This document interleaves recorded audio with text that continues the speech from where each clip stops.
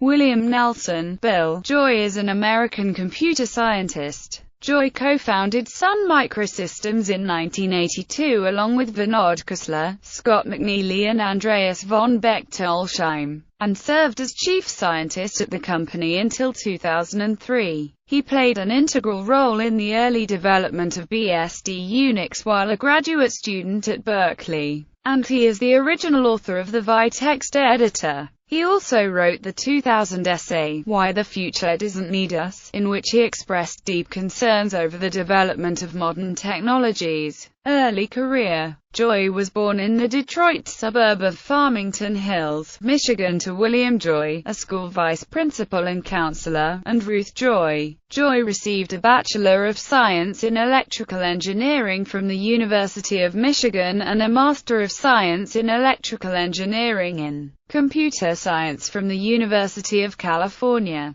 Berkeley in 1979. Joy's graduate advisor was Bob Fabry. As a UC Berkeley graduate student, Joy worked for Fabry's Computer Systems Research Group (CSRG) on the Berkeley software distribution version of the Unix operating system. He initially worked on a Pascal compiler left at Berkeley by Ken Thompson, who had been visiting the university when Joy had just started his graduate work. He later moved on to improving the Unix kernel, and also handled BSD distributions. Some of his most notable contributions were the X and Vi editors and CSH. Joy's prowess as a computer programmer is legendary, with an oft-told anecdote that he wrote the Vi editor in a weekend. Joy denies this assertion. Other of his accomplishments have also been sometimes exaggerated. Eric Schmidt, CEO of Novell at the time, inaccurately reported during an interview in PBS's documentary Nerds 2.0.1 that Joy had personally rewritten the BSD kernel in a weekend. According to a Salon article, during the early 1980s, DARPA had contracted the company Bolt, Beranek and Newman to add TCP/IP to Berkeley Unix.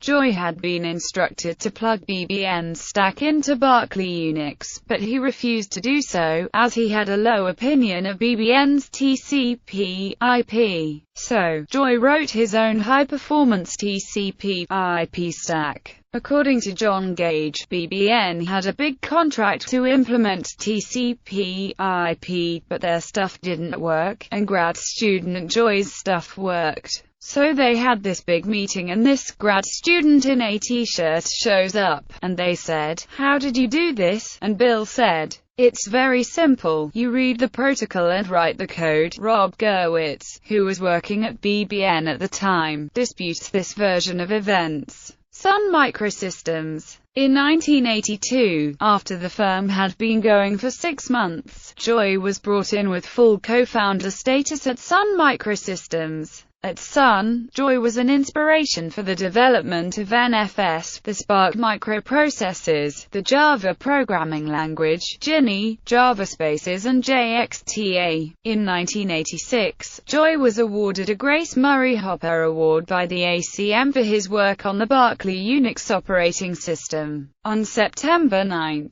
2003, Sunday announced that Bill Joy was leaving the company and that he is taking time to consider his next move and has no definite plans. Post-Sun activities. In 1999, Joy co-founded a venture capital firm, Highbar Ventures, with 2 Sun colleagues, Andreas von Bechtolsheim and Roy Thiele Sardina. In January 2005 he was named a partner in venture capital firm Kleiner Perkins Caulfield and Byers. There, Joy has made several investments in green energy industries, even though he does not have any credentials in the field. He once said, "My method is to look at something that seems like a good idea and assume it's true." In 2011, he was inducted as a Fellow of the Computer History Museum for his work on the Berkeley software distribution Unix system and the co-founding of Sun Microsystems. Technology concerns.